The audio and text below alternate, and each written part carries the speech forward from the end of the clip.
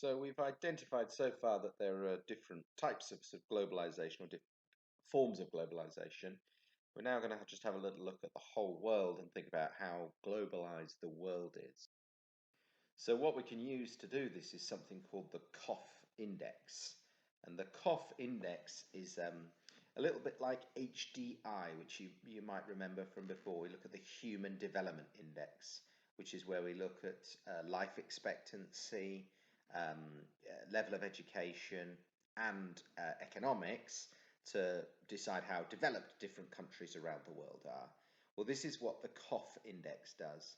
So it tries to put together the three forms of globalization, economic, social, and political, together to create a single measure. So they measure then for each country the economic level of economic integration with the world. So they look at the long distance flow of goods, so where goods are sold to and bought from, and how far how far the links are around the world. They also look at that for capital, so money, so where money is invested into and from different countries, and services, so which services are carried out, from different countries. So think about, telephone lines. If you phone up a company, sometimes the service that's provided is not in the country that you're phoning from, it's from a different country around the world. And so the more of those things, the greater the level of economic globalization. Okay, and that accounts for 36% of the overall score for how globalized the country is. And it's a score, it's measured out of 100, so the percentage is a direct link. Next then, we have the social aspect of the COF index. And that is where it's about how many ideas are spread around the world, information, images, and people as well. So the migration of people is included here. So in different countries around the world, how many people in the country come from different places, were born, or have links directly back to other countries. You've got the information and the ideas, how many of them are from that one country. We talked in the previous lesson about music as a good example of this, where music might come from, and TV shows, that kind of thing. Again, all that comes in here. So how much of the information and the ideas that are in the country actually don't originate in that country, that come from abroad, but also how much have the ideas from that country gone to other places as well.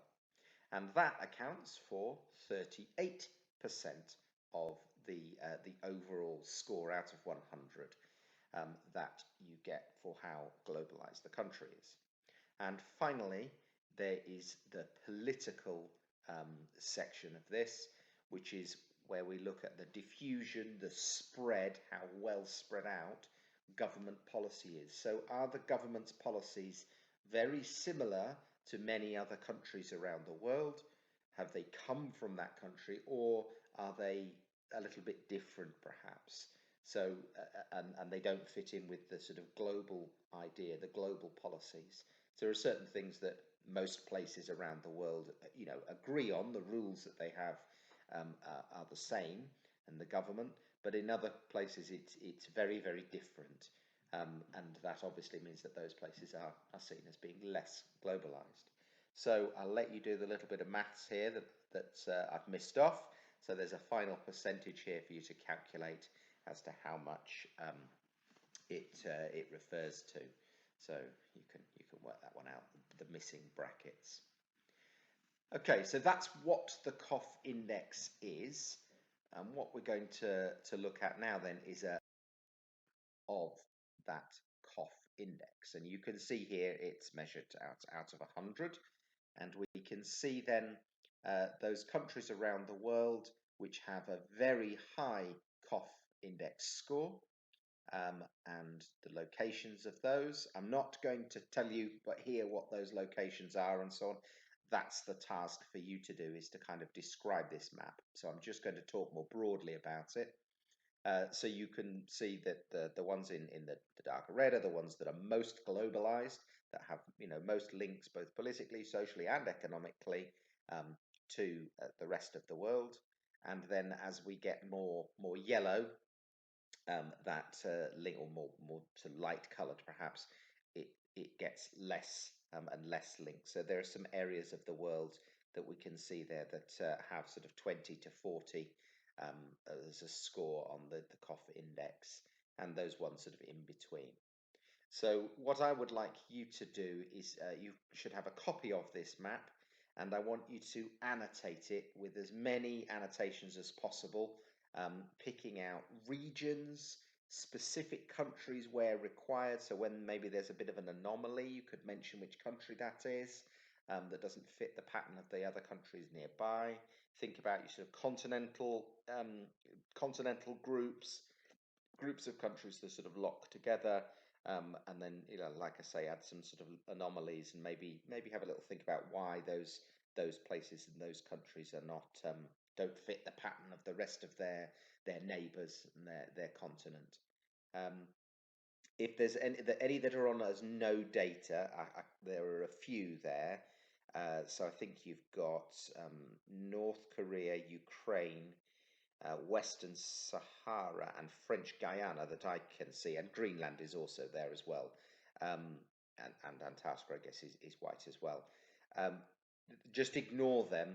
There are reasons why they have no data, um, but it doesn't matter. So just exclude them from your discussion. Don't worry about them. And I would say with all maps like this, whenever you see somewhere without any data, it's best to just ignore it, not to talk about it, because there are reasons why, but they're not directly linked to cough. They're nothing to do with the cough index, so therefore they're not relevant here. Okay, so I'll leave you to annotate that, and set the next lesson shortly. Bye bye.